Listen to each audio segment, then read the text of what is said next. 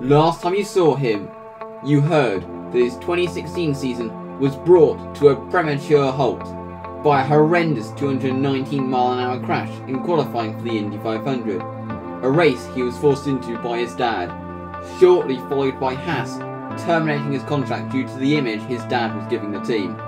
However, in 2017, he is back, this time as a Renault driver. After the crash, Buddy was so angry at his dad that he didn't see him for 9 months. However, as he left for Melbourne for the Australian Grand Prix, he decided to take a massive risk. After keeping his F1 career a secret last year led to massive consequences, he decided to tell him straight up what he was doing. Hey, I see you're watching IndyCar, are you? The series that you're obsessed with? Interesting to see you come. I see you've disobeyed my orders by signing for Renault. Really? Having not seen me in 9 months, this is the first thing you do. Don't even ask how I've been doing. No, you may not have seen me for 9 months, but I still believe a Simpson doesn't belong in Formula 1. Look at this. This is real racing. You are just coming in and interrupting my viewing of this rerun of this race. Well, I'm here to tell you, rather than keep things a secret, I'm here to tell you straight up. I am an adult. I am capable of making my own decisions. I signed a contract for Renault because I want to be in Formula 1. If I want to be in Formula 1, I deserve to be in Formula 1. So I am a Formula 1 driver. You need to accept that. And there's no way you can stop me. You are coming in after not seeing me for 9 months, and you're coming in to say this. Racing drivers risk their lives every race. You did when you raced, Grandad did when he raced, and I do when I race. And I can accept with the risk, but not if it's in a series that I don't want to be in. So if you'll excuse me, I am off to Melbourne for the Australian Grand Prix, and you can't stop me. F1's my dream, and you're not going to take that away from me. A Simpson doesn't belong in... Get back here!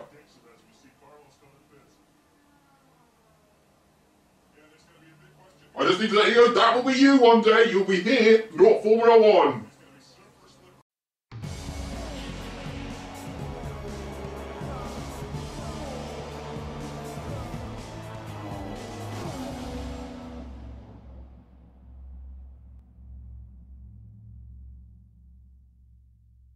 Welcome. So, Buddy has arrived and is back where he belongs, in the Formula 1 paddock at the Australian Grand Prix in Melbourne, in different colours this time, but he is back nonetheless, and as a works team who aim to be a championship contending team in the future, so signing for Renault was a good deal for him. But going into the new season he had a lot of competition, and also it was going to be a lot harder than when he was used to. The cars are wider and more physical, which meant if he still had lingering injuries from the Indy 500 crash, they could still come back to haunt him. But in testing, he showed consistency and showed that he could drive one of these cars at pace. So, he had a lot of programs to do in practice, and he passed all of them. But at the end of practice 1, things went a bit wrong.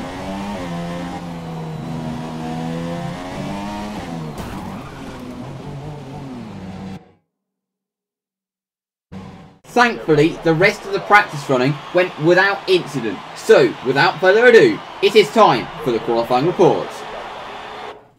The sun was out as qualifying for the season opening race of a new era was about to get underway. Sauber struggled with their year-old Ferrari engine and qualified in 18th and 20th. McLaren's problems from pre-season testing continued to hit, with Alonso qualifying 17th and Van Dorn 19th. Renault have an improved package, with Hulkenberg showing that by qualifying 9th, but Buddy Simpson mistakenly ran a wrong engine mode in his final lap, resulting in qualifying him down in P16. Carlos Sainz was devastated with P15, whilst Danny Kvyat denied his critics and qualified in the top 10. Force India in their new pink livery were disappointed with P13 and P14. However, the surprise was that Ocon was able to out-qualify Perez in his first race for the team. Both passes just missed out on Q3, with Magnussen out-qualifying Grosjean. Undoubtedly the star of qualifying was Lance Stroll, who in his rookie race managed to qualify in P8, 2 places behind his teammate.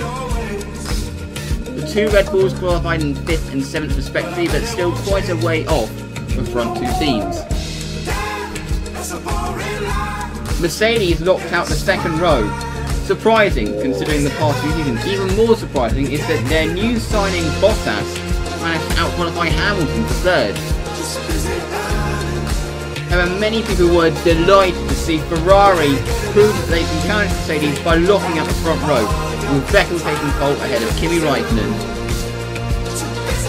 So, looking down the grid, it's a Ferrari front row, followed by the two Mercedes, with Vettel on pole, Bottas surprisingly out-qualifying Lewis on the 3rd row.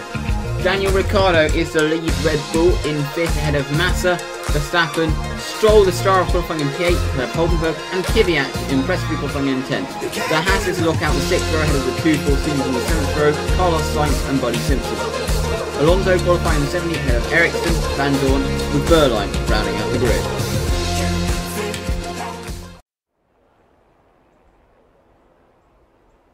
It's out with the old and in with the new here at Albert Park as we usher in what we hope will be a triumphant new era of Formula One racing. For our drivers, though, it's very much business as usual as they look to be first across that line and get their championship off to a winning start.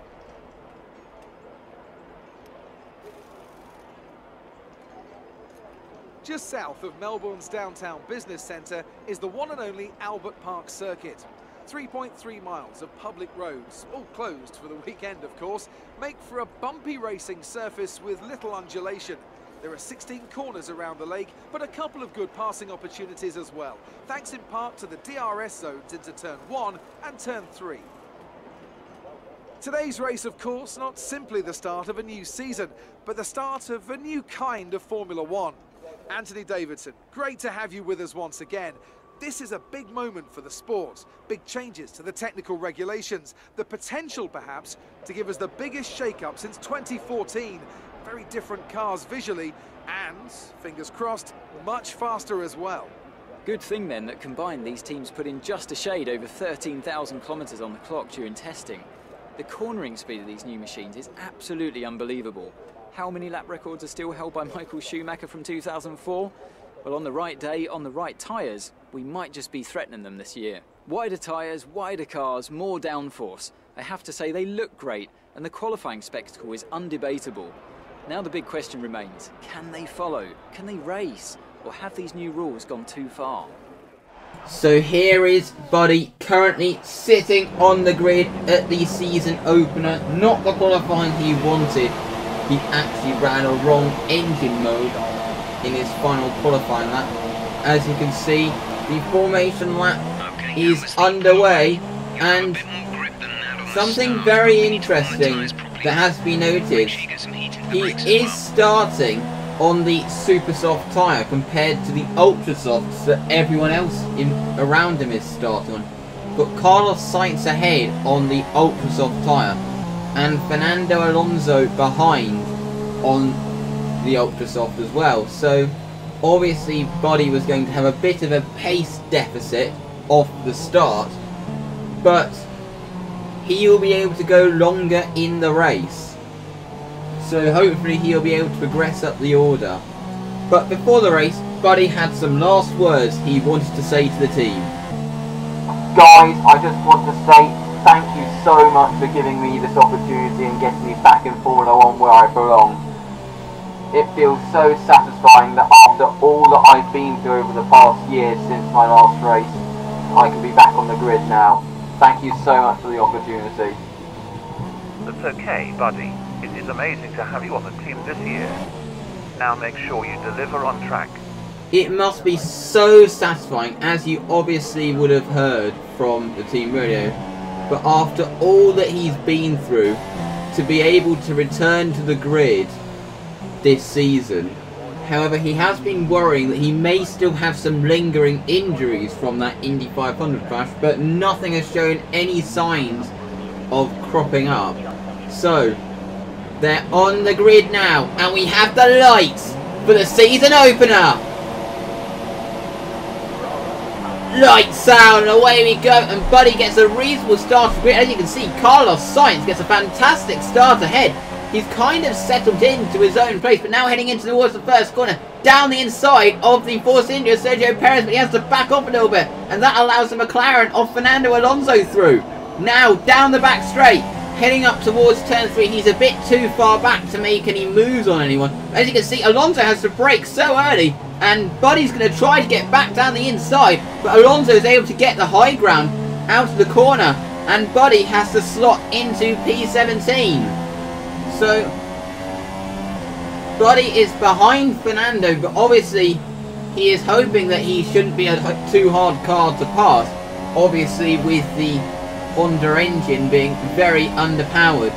But he's ahead of Marcus Ericsson as he heads into the chicane, but he is quite close, and as you can see, Ericsson has got a good run heading up towards the chicane if you look in the mirrors, but heading up towards the fast chicane, he's not quite able to get close enough to have a run heading into the chicane. So now looking at a replay of the start, as you can see the two Ferraris get away well and Kimi gets the better launch. Then you can see us in the yellow car, we get a reasonable launch, and then we send one up the inside of Sergio Perez, but we have to go onto the curb to avoid a collision, and that causes us to lose momentum and allows Alonso through. So now heading down the back straight up towards turn 3. As you can see, we have a look down the inside, but are a bit tentative going into turn 3, and that gives Alonso the high ground. So moving on to lap 2 now, and Buddy was in P17, and his team were quite insistent on what he needed to do. Okay, Buddy, you need to pass Fernando ASAP. Now moving on to lap 3, as you can see, he is very close to the back of the McLaren Honda, and now getting the exit out of turn 2. As you can see, he's gaining on him, obviously with the underpowered Honda engine, and he's going to send one up the inside, going into turn 3, and he has made that move stick, and that was an absolutely crucial move for him. And it was exactly what he needed to do. So he is up into P16 now. So for the next several laps, Buddy Simpson was actually stuck in a train. And it was actually the Williams of Lance Stroll who was up in 8th who was leading this train. And it seemed that they were all bunching up quite much. So it seems that maybe Lance Stroll was running quite slowly. And the reasons for that would come apparent when he pulls off with a car problem. And that is actually going to release the train behind. So that could either make things easier for him when it comes to the fact that he'll no longer be falling victim to the DRS train, or it could be harder for him in the fact that everyone can pull away from him now because they're no longer being held up by a car that's clearly sick. And actually later on, another car that was in this train that we were in then had to park up, and that was Romain Grosjean with an engine failure. So already at this stage of the race, 2 cars have retired. So the reliability, obviously it's the first race of the season, so the cars have only just been tested, is not proving to be that great. As you can see, the train has split up quite a fair amount. As you can see, you've got Sergio Perez who's going to have a look round the outside of Kevin Magnussen heading into the chicane. Is he going to make that stick? Yes, he is. And that's going to give us a run heading down the straight. But he completely closes the door on us. And Buddy was not happy about that. Magnussen just forced me right into the wall. He almost took me out of the race into a massive crash. Honestly, that has to go to Charlie. Okay, Buddy, we are speaking to Charlie now. I mean, yes, Buddy did catch Magnussen quite quickly, but Magnussen could easily have pushed Buddy into quite a horrific crash there. As you can see, Buddy is having a look down the inside of the Haas car, who he is stuck behind. So he has to run now. He's got DRS, but Magnussen has as well. And he's going to try setting one up the inside, heading into turn 2, but Magnussen's able to get the drive, and he's able to defend the position. So he had a run there, but wasn't quite able to make it stick. But now moving on to the start of lap 14, as you can see, he's got the run, and he dives up the inside, and he has made that move stick. But Magnussen's got the drive on the exit. So now, heading down the back straight, he is very close. Heading down towards turn 3, and crucially, Magnussen doesn't have DRS. He's got the inside line, and he's taken the position, which was a crucial move. As you can see, he managed to send it up the inside, and he made the move stick. So now moving on to later in the race, where as you can see, Felipe Massa is right behind us, having just pitted, and he's going to send one up the inside heading into turn 3. But a few laps later, Max Verstappen, obviously the aggressive driver he is, he then tries to get down our inside, heading into the fast chicane, side by side, heading down the straight, wheel banging almost. But we have managed to defend the position. But that would have lost us time. So as you can see, into the pits for our first scheduled stop. So into the pits we go.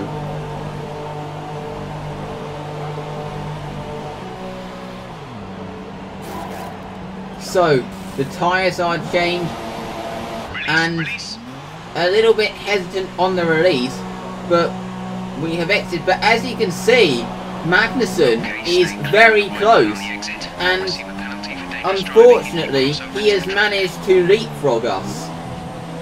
And as you can see, we actually then have to move over to let Sebastian Vettel through, the race leader. But that's not a bad thing, as Magnussen will have to in a moment. But I think running side by side was the thing that cost us quite a bit with Verstappen, and that enabled Magnussen to be able to undercut us. But as you can see, we've got DRS on him heading up towards the first corner, and we have made that move stick. Very ballsy move from Buddy Simpson, showing that despite what he's been through, he has lost absolutely none of his racecraft. But later on, as you can see, we actually have a virtual safety car. And this is the reason why Carlos Sainz trying to move over, but the Ferrari, who is lapping him, completely cuts across him. And that was actually the race leader, Kimi Räikkönen. As you can see, the virtual safety car is now ending. And we're trying to make sure we get a reasonable restart. And as you can see, we've been released now, but Kevin Magnussen has got a much better launch off the virtual safety car, and he's able to repass us. Where, as you can see, we were caught napping a little bit. We didn't get the best launches, and Magnussen was able to get down the inside of us. So that really was not ideal. So as you can see, Buddy is right behind Kevin Magnussen. It's crucial he needs to make that move back through soon, because he's being held up, which he does so as he sends one up the inside into turn 3, which was an absolutely crucial move, as he really couldn't afford to spend too much more time behind the Haas. As you can see, he's coming in for his second and final scheduled pit stop. So he's going to be putting on a new set of the ultra soft tyre. As you can see, he hits his marks. And where is he going to rejoin? That's the big question. Nico Hülkenberg pitted a lap earlier. Buddy actually wanted to pit a lap earlier, but Hülkenberg was in the pit. As you can see, he's rejoined behind his Renault teammate, and both were on fresh tyres, so the team had a lot of confidence in their two drivers. Okay, Buddy, there are many cars on all the tyres ahead. A double point finish for us is on the card. So first on both of our hit lists is the Toro Rosso of Danny Kvyat, who Hülkenberg goes down the inside of, heading into the Ascari, and has taken the position.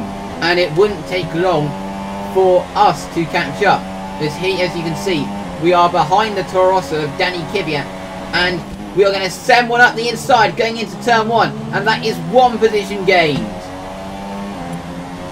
So as you can see, Hulkenberg has now caught up to the back of Kevin Magnussen, but he heads into the pits, which is going to hand us a points paying position. So Hulkenberg is now P9 and we are now P10. So at the moment we are looking on course for a double points finish.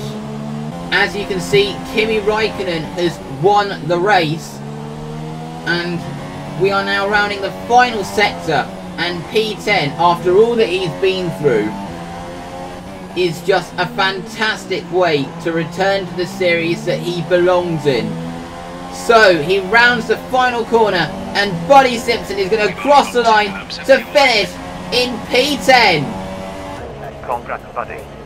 Exactly what we needed from you. Great job. Thanks so much, guys, for the amazing car. Woo! What a race. I enjoyed that. Great to be back. So a happy Buddy Simpson celebrates a points finish on his return to Formula 1. So, as you can see, it's Kimi Raikkonen who won the race. So about to look at the championship standings, where, as you can see, Kimi Raikkonen leads the standings ahead of Vettel, Bottas, Hamilton. It's obviously a direct reflection of what happened in this race, but it's really good to be able to get immediately off the mark. The car seems to be a step forward from the car that Renault had last year. As you can see, Renault are in 6th in the standings on 3 points. As you can see, the drivers are now heading up to the podium now, about to celebrate their results. As you can see, Kimi Raikkonen, great start to the season for him, to be able to get his first win since 2013. So, Buddy and Renault's season has got off to a decent start, but will they be able to continue the momentum heading into China?